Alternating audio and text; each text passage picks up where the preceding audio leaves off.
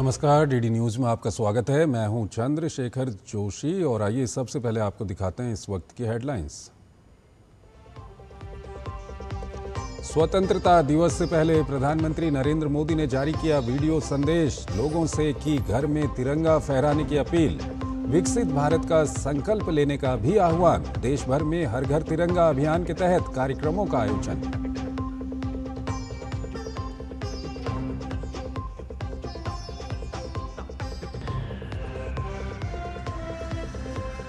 विपक्ष के हंगामे के बीच संसद में कई अहम विधेयक पारित। लोकसभा में केरल नाम परिवर्तन विधेयक और राष्ट्रीय सहकारी विकास निगम संशोधन विधेयक चर्चा के बिना पास। राज्यसभा से ट्राइब्यूनल सुधारों से जुड़ा बिल भी हुआ पारित।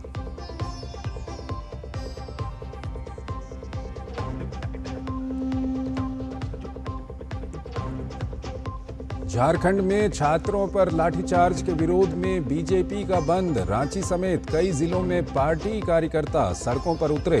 भाजपा ने सोरेन सरकार पर लगाया छात्रों के भविष्य से खिलवाड़ का आरोप। राजनीतिक स्वार्थ के चलते कांग्रेस की चुप्पी पर भी उठाए सवाल।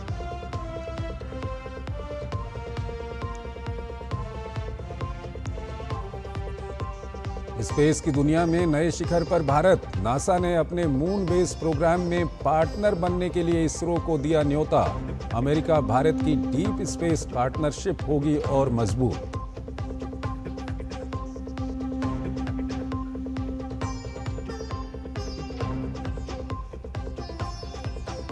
नेट डायरेक्ट टैक्स कलेक्शन में भारी उछाल। 10 अगस्त तक नेट डायरेक्ट टैक्स कलेक्शन में 23% की बढ़ोतरी। 8.11 लाख करोड़ रुपए से ज्यादा हुआ नेट डायरेक्ट टैक्स कलेक्शन।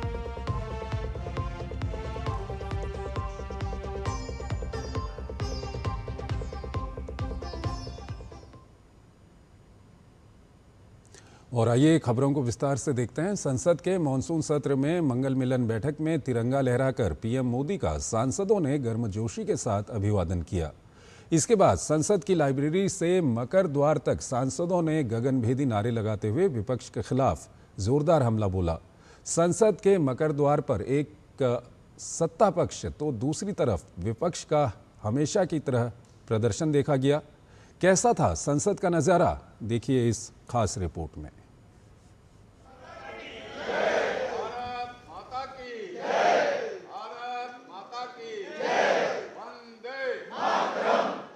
संसद के मॉनसून सत्र के आखिरी हफ्ते में एनडीए की मंगल मिलन बैठक में प्रधानमंत्री नरेंद्र मोदी सहित एनडीए के सभी सांसदों ने तिरंगा लहराया।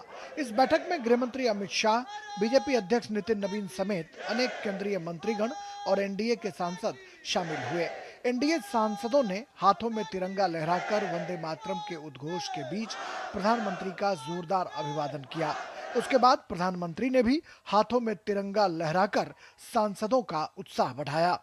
तिरंगा अभी पूरे देश भर में घर घर पहुंचाने का, तिरंगा से लोगों की भावना को जोड़ने का जो अभियान चल रहा है, उसी अभियान के तहत आज सभी एनडीए के सांसदों ने प्रधानमंत्री जी की उपस्थिति में झंडा को लहराया। मंगल मिलन बैठक के बाद एनडीए के सांसदों ने जीएमसी बालयोगी ऑडिटोरियम से संसद के मकर द्वार तक झारखंड में छात्रों पर लाठीचार्ज को लेकर विपक्ष के नेता राहुल गांधी से जवाब मांगने का पोस्टर हाथ में लेकर मार्च निकाला। एनडीए सांसद कांग्रेस और राहुल गांधी पर छात्रों के मुद्दे पर दोहरा रवैया अपनाने और सदन की कार्यवाही में गतिरोध डालने का आरोप लगा रहे हैं कि गृह मंत्री जब तैयार हैं सदन में बोलने के लेकर, दिल्ली में जो कुछ हुआ था उस पर चर्चा के बाद वो जवाब देने को तैयार हैं, तो फिर राहुल गांधी और कांग्रेस भाग क्यों रही है? सीधा है, राहुल गांधी जवाब दें। 10 दिन से हल्ला कर रहे हैं, यहाँ पर बहस के लिए तैयार हैं, परीक्षा के लिए कानून बन गया, बाकी कार्रवाई हो गई। झारखंड में नौकरियां बिक रही हैं, हर परीक्षा में बिकती है। अब तो टीवी पर है, अखबार में है, मीडिया में है। बच्चे अनशन पर हैं, अनिश्चितकालीन, उन पर लाठी चलती है, उन पर आंसू गैस चलते हैं। राहुल गांधी खामोश है। राहुल गांधी जी पूरे के पूरे सत्र में केवल गोल पोस्ट बदलते रहे और वो सदन चलने ही नहीं दे रहे, क्योंकि वो केवल उपद्रव करना चाहते, वो चाहते नहीं है कि गृह मंत्री जी जवाब दें। इनका दोहरा चरित्र इसी बात से स्पष्ट हो जाता है कि इन्होंने संसद सत्र के इतने दिन लगातार उसे बाधित रखा पेपर लीक के विषय को लेकर, लेकिन जब वही घटना झारखंड में होती है तो ये सभी उस पर चुप्पी साध लेते हैं। सीबीआई जांच की मांग को लेकर ये जो भारतीय जनता पार्टी के सांसद हैं, एनडीए के सांसद हैं, ये लगातार धरना प्रदर्शन कर रहे हैं और ये एक अद्भुत नज़ारा जो है वो प्रस्तुत किया गया है संसद के मकर द्वार तक। जीएमसी बालयोगी ऑडिटोरियम से यहाँ आकर आप ये देख सकते हैं कि यहाँ पर किस तरीके से धरना प्रदर्शन किया जा रहा है। यह एक वानगी आप देख सकते हैं कि एनडीए के सांसद विपक्ष के खिलाफ प्रदर्शन कर रहे हैं। इधर विपक्ष के सांसदों ने हमेशा की तरह संसद के मकर द्वार पर अपनी मांग को लेकर प्रदर्शन जारी रखा। शैलेंद्र मिश्र के साथ राजेश राज, डीडी न्यूज, दिल्ली। लोकसभा में आज 2 बिल पारित हुए। केरल नाम परिवर्तन विधेयक 2026 और राष्ट्रीय सहकारी विकास निगम संशोधन विधेयक 2026। विपक्ष के हंगामे के बीच ही दोनों बिल पारित हुए। केरल का नाम बदलकर केरलम करने के प्रावधान वाला विधेयक विपक्ष के हंगामे के बीच पारित कर दिया गया। कांग्रेस और समाजवादी पार्टी समेत विभिन्न विपक्षी सदस्यों के हंगामे के बीच गृह राज्य मंत्री नित्यानंद राय ने केरल नाम परिवर्तन विधेयक 2026 चर्चा और पारित करने के लिए पेश किया। विपक्ष के हंगामे के बीच ही सदन ने केरल नाम परिवर्तन विधेयक 2026 को ध्वनिमत से मंजूरी प्रदान की। वहीं राष्ट्रीय सहकारी विकास निगम संशोधन विधेयक के माध्यम से राष्ट्रीय सहकारी विकास निगम अधिनियम 1962 में संशोधन होंगे। नागर विमानन एवं सहकारिता राज्य मंत्री मुरलीधर मोहोल ने लोकसभा में विधेयक पेश किया। वहीं अगर बात करें राज्यसभा की तो उच्च सदन में आज न्यायाधिकरण सुधार विधेयक 2026 पारित हो गया है। लोकसभा पहले ही इसे पारित कर चुकी है। विधि और न्याय राज्य मंत्री अर्जुन राम मेघवाल ने यह विधेयक चर्चा और पारित करने के लिए पेश किया। इस विधेयक का उद्देश्य विभिन्न न्यायाधिकरणों के अध्यक्षों और सदस्यों की योग्यता, नियुक्ति और सेवा में दक्षता सुधार, स्वतंत्रता, पारदर्शिता और एकरूपता सुनिश्चित करना है। साथ ही न्यायाधिकरणों के प्रशासन और कामकाज को सुचारू बनाना भी है। इस विधेयक में राष्ट्रीय न्यायाधिकरण आयोग की स्थापना का भी प्रस्ताव है। यह आयोग 16 प्रमुख न्यायाधिकरणों जैसे एनजीटी, सीएटी, एसएटी और सेबी अपीलीय न्यायाधिकरण में नियुक्तियों की प्रक्रिया का संचालन करेगा। सदस्यों के कामकाज की समीक्षा करेगा, उनके खिलाफ शिकायतों की जांच करेगा और एक राष्ट्रीय न्यायाधिकरण डेटा ग्रिड का रखरखाव करेगा। वहीं राज्यसभा की कार्यवाही भी कल तक स्थगित हो गई है।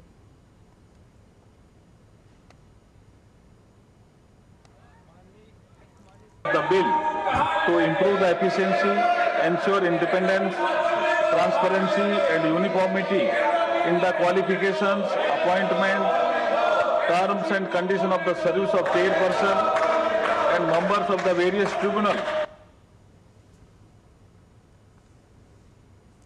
झारखंड में भाजपा की ओर से बुलाए गए प्रदेश बंद का व्यापक असर नजर आया। 10 अगस्त को रांची में प्रदर्शनकारी छात्रों पर हुए लाठीचार्ज और पुलिस बर्बरता के विरोध में बुलाए गए बंद के चलते समूचे झारखंड में बाजार बंद नजर आए। प्रदेश की राजधानी रांची में हजारों भाजपा कार्यकर्ता सड़कों पर उतरे और बाजार बंद रहे। हजारीबाग में भी व्यापक प्रदर्शन हुआ, बाजार बंद रहे और सोरेन सरकार के खिलाफ नारेबाजी हुई। पलामू में भी भाजपा कार्यकर्ताओं ने जोरदार नारेबाजी की और यहां भी बंद का असर दिखा। गिरिडीह और चतरा में भी भाजपा की तरफ से बुलाए गए बंद का असर दिखा और ज्यादातर दुकानें और बाजार नहीं खुले। झारखंड की सड़कों पर लाठी गोली की सरकार नहीं चलेगी और हेमंत सोरेन इस्तीफा दो के नारे गूंजते रहे। रांची के हरमू चौक पर भाजपा कार्यकर्ताओं ने विरोध जताया तो वहीं रातू रोड और अरगोड़ा चौक पर पुलिस और प्रदर्शनकारियों के बीच तीखी झड़पें हुईं। पुलिस ने रांची समेत प्रदेश के कई हिस्सों में भाजपा कार्यकर्ताओं को हिरासत में लिया। प्रदर्शनकारियों ने आरोप लगाया कि प्रदेश की सरकार छात्रों के भविष्य से खिलवाड़ कर रही है।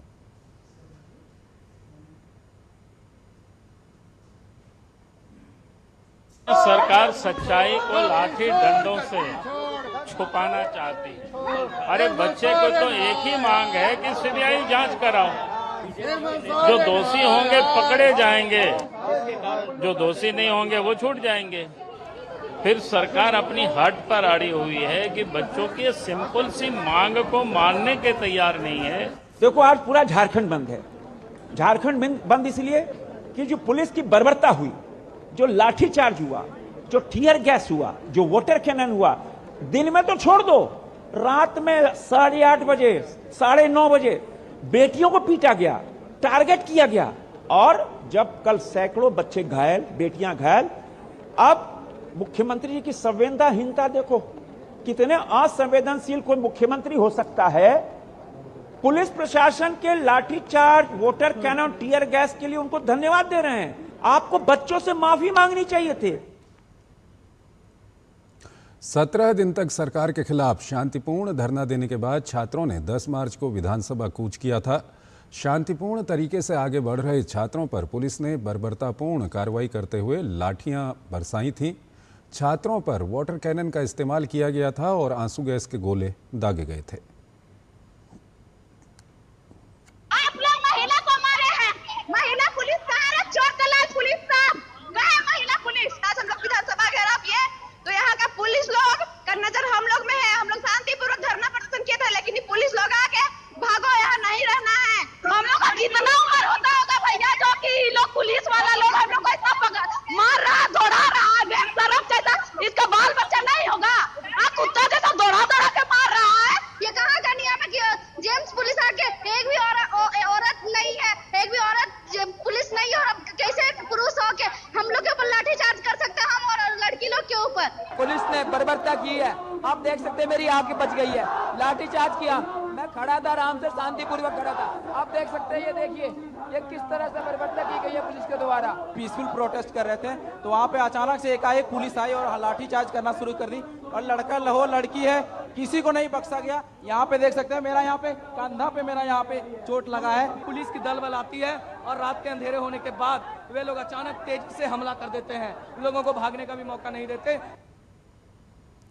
प्रदर्शन के दौरान भाजपा ने भी जेपीएससी और जेएसएससी परीक्षाओं में गड़बड़ी के मुद्दे को उठाया।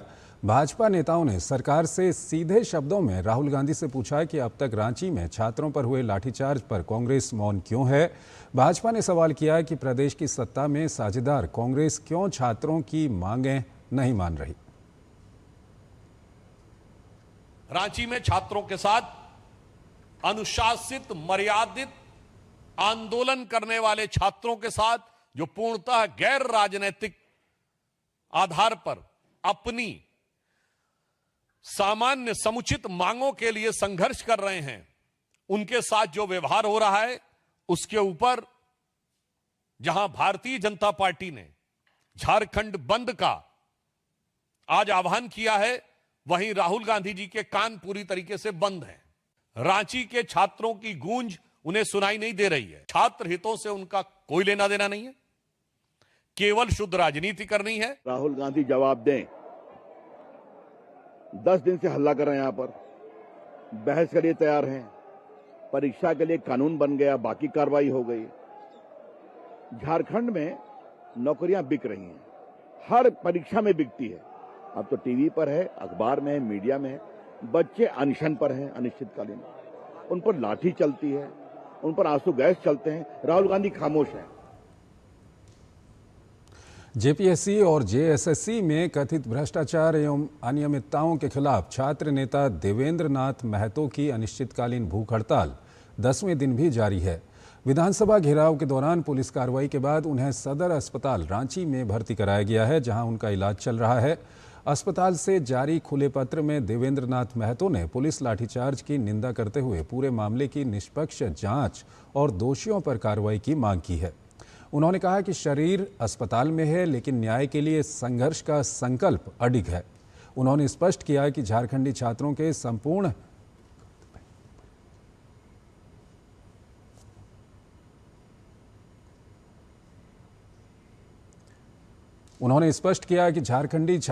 संपूर्ण न्याय तक मेरी भूख हड़ताल जारी रहेगी। साथ ही उन्होंने छात्र युवाओं से संयम, एकजुटता और शांतिपूर्ण लोकतांत्रिक संघर्ष बनाए रखने की अपील की।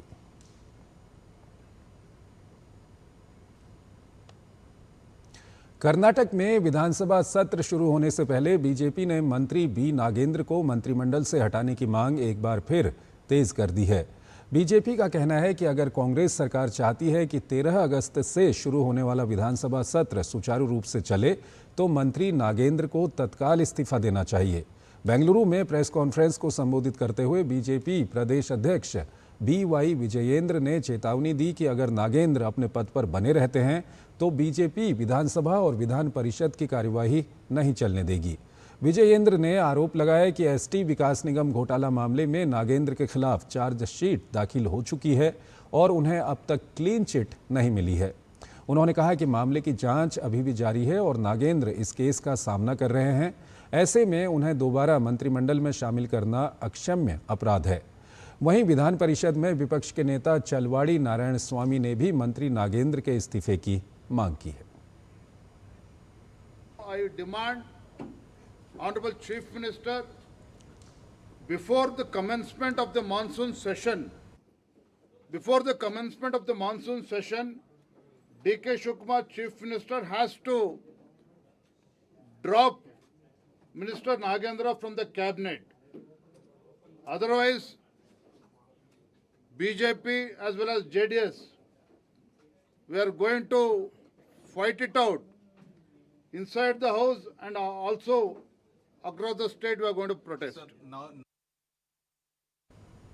इस्तीफा देना चाहिए क्योंकि नागेंद्रा पहले भी सिद्धरामैया कैबिनेट में मंत्री था। वाल्मीकि निगम से 187 करोड़ मिसयूज भी किया, इसमें वो जेल गया, जेल में अभी बेल में बाहर है। ये बाहर आने तक इमीडिएटली कैबिनेट में उनको लेना, कि इसमें क्या मीनिंग है? कांग्रेस ये भ्रष्टाचार को एनकरेजमेंट कर रहा है। पांचजन्य पत्रिका के पूर्व संपादक और राज्यसभा के पूर्व सांसद तरुण विजय की नई पुस्तक the saffron search making of a brave new Bharat का आज पश्चिम बंगाल में लोकार्पण किया गया। कोलकाता के ICCR सभागार में आयोजित लोकार्पण समारोह में राष्ट्रीय स्वयंसेवक संघ के पूर्व सर कार्यवाह भैयाजी जोशी सहित पश्चिम बंगाल सरकार के मंत्रिमंडल के कई महत्वपूर्ण सदस्य मौजूद रहे। इस अवसर पर तरुण विजय ने अपनी पुस्तक के विचार और उसकी विषय वस्तु पर अपने विचार साझा किए। पुस्तक में भारत की सभ्यतागत विरासत, सांस्कृतिक पहचान और एक साहसी और नए भारत के निर्माण की परिकल्पना को प्रमुखता से प्रस्तुत किया गया है। द सैफरन सर्च भारत की सांस्कृतिक चेतना, आत्म पहचान और भविष्य की दिशा पर केंद्रित एक महत्वपूर्ण वैचारिक पुस्तक के रूप में सामने आई है।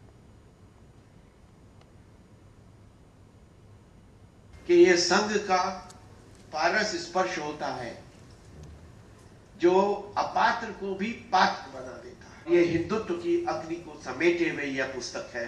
ये हिंदू धर्म के संघर्ष, वेदना, कष्ट, उस पर हुए अत्याचार, उसके विरुद्ध हिंदुओं के प्रतिरोध और हिंदुओं के साहस और वीरता के कारण जो बंगाल और अन्य क्षेत्रों से ये वामपंथी, दामपंथी, गजनवीवादी, औरंगजेबवादी जो अंधेरा छटा है, उस अंधेरे के छटने का उत्सव है यह पुस्तक। और इसीलिए इस पुस्तक की जो भूमिका है, प्रधानमंत्री नरेंद्र मोदी 12 अगस्त को पूर्व राष्ट्रपति रामनाथ कोविंद की आत्मकथा Triumph of the Indian Republic my life my struggles के विमोचन कार्यक्रम में शामिल होंगे। प्रधानमंत्री ने सोशल मीडिया प्लेटफॉर्म X पर पोस्ट के जरिए इसकी जानकारी दी।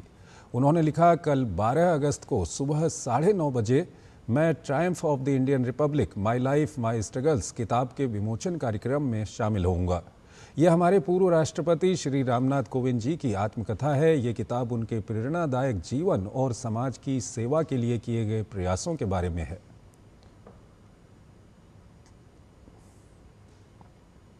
चार साल पहले शुरू हुआ एक अभियान हर घर तिरंगा आज करोड़ों भारतीयों की भागीदारी का राष्ट्रीय उत्सव बन चुका है। इस साल वंदे मातरम के 150 साल होने के मौके पर हर घर तिरंगा अभियान और भी खास हो गया है। आइए देखते हैं इसी से जुड़ी खबर हमारे खास सेगमेंट हर घर तिरंगा में। तिरंगा, हर घर तिरंगा, घर घर तिरंगा, रथ घर तिरंगा।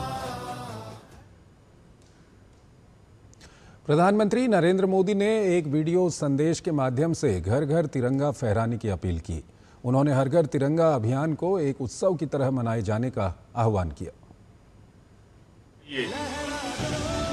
15 अगस्त को आन बान शान से मनाएं, स्वतंत्र सेनानियों को श्रद्धांजलि दें, विकसित भारत का संकल्प लें, हर घर तिरंगा, घर घर तिरंगा, हर मन तिरंगा। आइए हर घर पर तिरंगा लहराइए।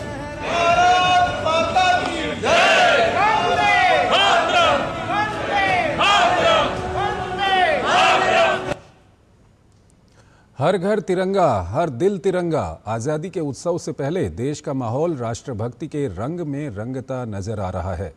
दिल्ली से श्रीनगर, कांकेर से कुरुक्षेत्र और सांबा तक हाथों में तिरंगा लिए लोग सड़कों पर उतरे और एकता, अखंडता और राष्ट्र गौरव का संदेश दिया।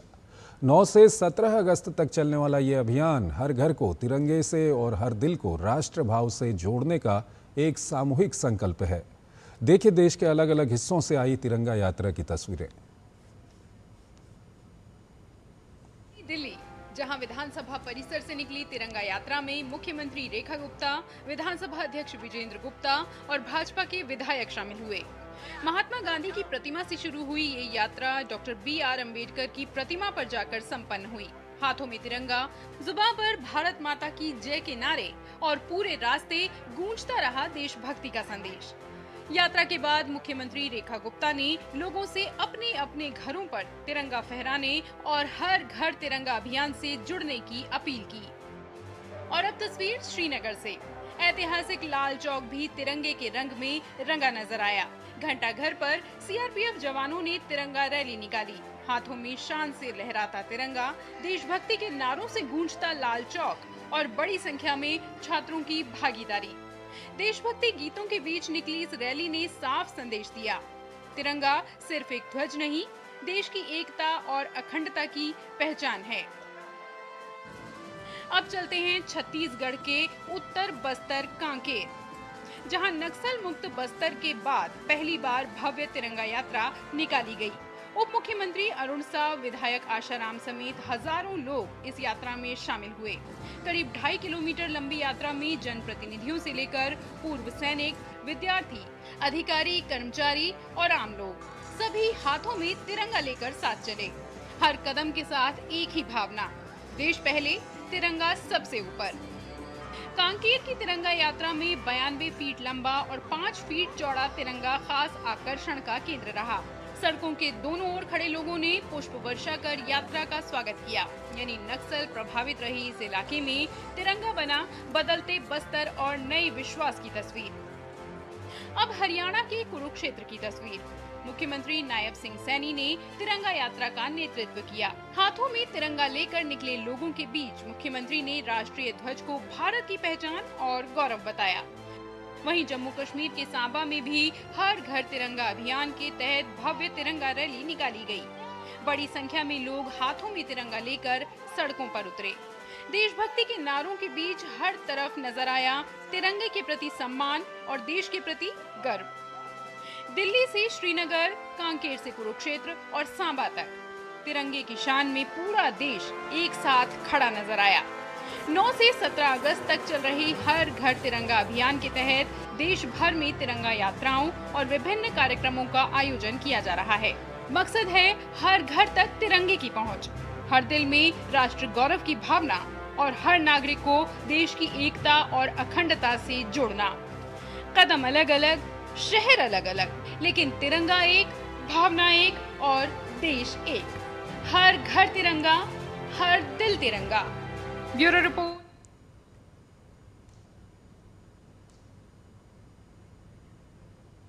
तो पूरे देश में तिरंगा यात्रा निकाली जा रही है। इसी सिलसिले में वाराणसी के चिराईगांव ब्लॉक में हर घर तिरंगा अभियान के तहत एक विशाल तिरंगा यात्रा निकाली गई।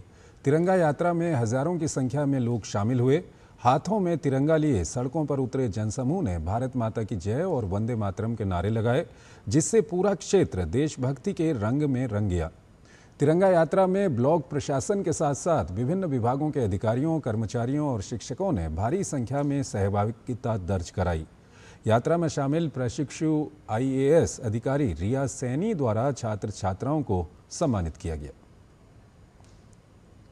ये केवल एक उत्साह मनाने का मौका नहीं है, परंतु एक दिवस है जहां पर हम अपने समस्त स्वतंत्रता सेनानी, अपने शहीदों, अपने सैनिकों को नमन करते हैं जिन्होंने अपने देश के लिए सर्वोपरि बलिदान दिया।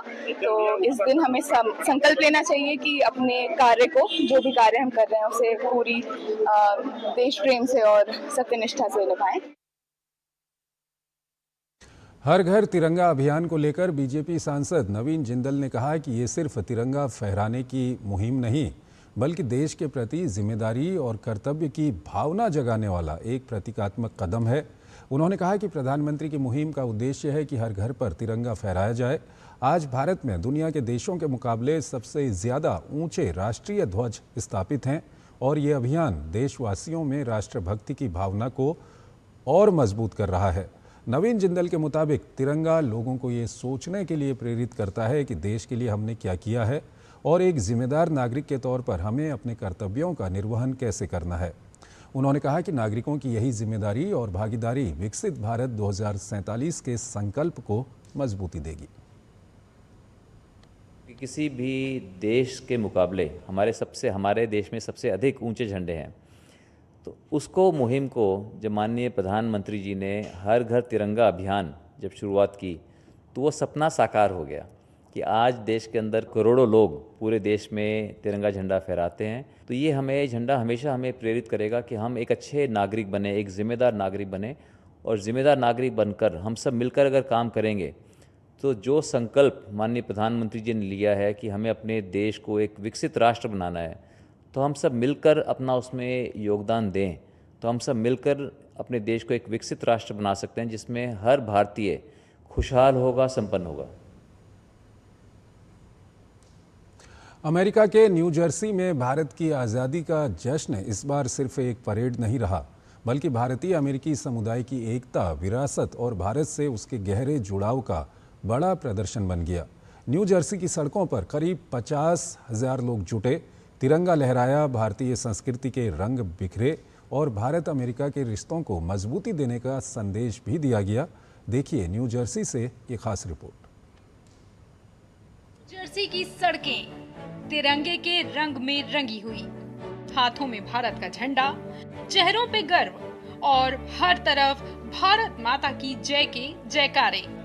मौका था भारत की आजादी की वर्षगांठ का और मंच था इंडियन बिजनेस एसोसिएशन की 22वीं वार्षिक इंडिया डे परेड का।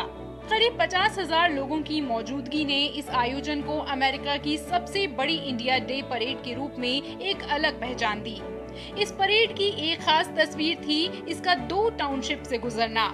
ये सिर्फ भारत की आजादी का जश्न नहीं था, बल्कि विदेश में जन्मी और पली बढ़ी पीढ़ी तक अपनी जड़ों को पहुंचाने का भी उत्सव था। अपने ही लोगों से 7 समुंदर पार जो है वो मिलने का और स्वतंत्रता का इस दिवस को एक उत्सव के रूप में किस प्रकार से यहाँ पर मनाया जा रहा है और अपनी संस्कृति को आने वाली भावी पीढ़ी के लिए जिंदा रखा जा रहा है, ये बड़ी खुशी की बात है। और इस जश्न में भारत के अलग अलग क्षेत्रों की पहचान भी एक मंच पर नजर आई। हाउस ऑफ मेवाड़ के उत्तराधिकारी doctor Lakshyaraj Singh Mewar grand marshal रहे, जबकि बॉलीवुड अभिनेत्री सानिया मल्होत्रा मुख्य अतिथि के तौर पर शामिल हुईं। अमेरिकी पुरुष क्रिकेट टीम के कप्तान मोनांक पटेल, अभिनेता अभिमन्यु दसानी, पत्रकार और कहानीकार ऋचा अनिरुद्ध इस आयोजन का हिस्सा रहे। हमेशा याद रखिएगा कि आपके रूट्स कहाँ हैं। आपके रूट्स मजबूत होंगे तो अपनी ऊंची उड़ान आप आसमान में भर पाएंगे। So you may fly high in America, but do remember your roots in India. I feel like आप देश से कितना भी दूर चले जाओ, इंडिया दिल में रहता है। भारत माता की। परेड का उद्देश्य सिर्फ भारतीय संस्कृति का उत्सव मनाना नहीं, बल्कि भारतीय अमेरिकी समुदाय को जोड़ना और भारत अमेरिका के रिश्तों में लोगों के स्तर पर सेतु मजबूत करना भी है। और इसलिए यहाँ संस्कृति के साथ बिजनेस, खेल, सिनेमा, मीडिया और सामाजिक योगदान देने वाली हस्तियों को भी सम्मान दिया गया। तिरंगे के नीचे एक साथ खड़ा ये भारतीय समुदाय अपनी मिट्टी, अपनी भाषा, अपनी संस्कृति और अपनी पहचान को अगली पीढ़ी तक पहुंचा रहा है और यही किसी भी देश की सबसे बड़ी ताकत है। Bureau report, DD news. केंद्रीय स्वास्थ्य मंत्री जेपी नड्डा ने कर्नाटक और केरल के सांसदों के साथ बैठक कर टीबी मुक्त भारत अभियान के प्रयासों को गति देने पर चर्चा की। लोकसभा और राज्यसभा के सांसदों ने टीबी मुक्त कर्नाटक, टीबी मुक्त केरलम और टीबी मुक्त भारत के संकल्प को मजबूत किया। जेपी नड्डा ने सांसदों को जिला कलेक्टरों और स्वास्थ्य केंद्रों के साथ समन्वय के लिए विशेष निगरानी बिंदुओं की जानकारी दी और अभियान में सांसदों की सक्रिय भागीदारी बढ़ाने पर जोर दिया। उन्होंने कहा कि नए मरीजों की पहचान के लिए नवाचारपूर्ण रणनीति और मरीज केंद्रित उपचार भारत की टीबी उन्मूलन रणनीति के प्रमुख आधार हैं। सांसदों ने जागरूकता बढ़ाने, स्वास्थ्य सेवाओं की गुणवत्ता सुनिश्चित करने और समुदायों को जन आंदोलन के रूप में अभियान से जोड़ने का संकल्प लिया। Under the leadership of Prime Minister Modi ji, we have undertaken a program which is called as the TB Mukt Bharat. And for that TB Mukt Bharat, we have taken many initiatives to see to it that how do we eliminate tuberculosis, the persistence of tuberculosis in India. Now, not only aggressive campaign, but aggressively detection and then treatment and hospitalization. That has reduced the mortality, which is very encouraging if I talk. भारतीय नौसेना की ताकत बढ़ाने की दिशा में एक और कदम। कोलकाता स्थित GRSE शिपयार्ड में अगली पीढ़ी के ऑफशोर पेट्रोल वेसल यानी NGOPV श्रुति को लॉन्च किया गया। 11 अगस्त 2026 को हुए इस कार्यक्रम में श्रीमती मनिका साधु ने जहाज का शुभारंभ किया। इस मौके पर भारतीय नौसेना और रक्षा मंत्रालय के वरिष्ठ अधिकारी मौजूद रहे। स्वदेशी डिजाइन और निर्माण वाला ये जहाज समुद्री निगरानी, खोज और बचाव, समुद्री संपत्तियों की सुरक्षा, आपदा राहत और समुद्री डकैती रोधी अभियानों में अहम भूमिका निभाएगा। NGOPV जहाज़ों का निर्माण GRSE कोलकाता और गोवा शिपयार्ड लिमिटेड में किया जा रहा है। श्रुति का लॉन्च आत्मनिर्भर भारत और मेक इन इंडिया की दिशा में भारतीय नौसेना की बड़ी उपलब्धि माना जा रहा है।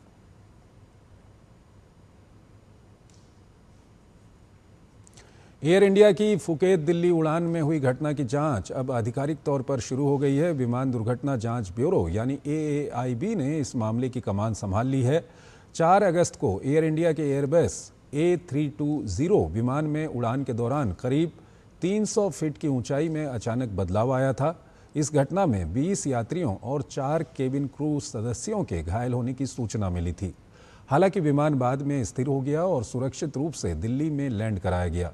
जांच में फ्रांस की विमानन जांच एजेंसी BEA और एयरबस के तकनीकी विशेषज्ञ भी AAIB की मदद कर रहे हैं। जांच एजेंसी ने साफ किया है कि जांच पूरी होने से पहले घटना के कारण को लेकर कोई निष्कर्ष नहीं निकाला जाना चाहिए।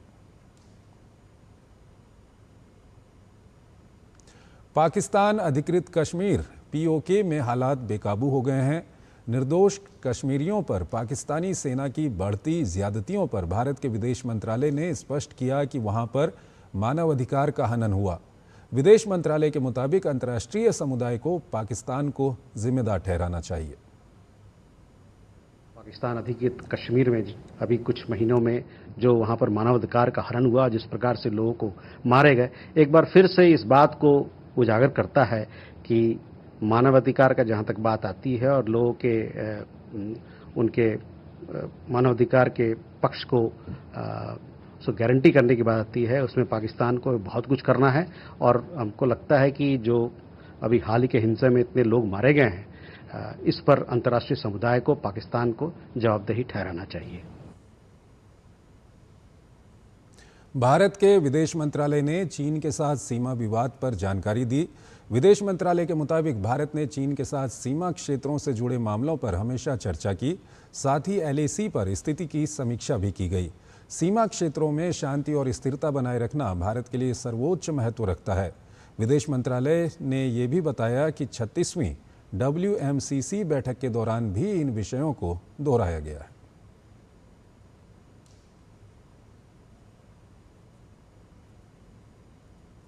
भारत और नामीबिया के बीच व्यापार और आर्थिक सहयोग को बढ़ावा देने के लिए भारत नामीबिया संयुक्त व्यापार समिति यानी JTC की चौथी बैठक नई दिल्ली में हुई।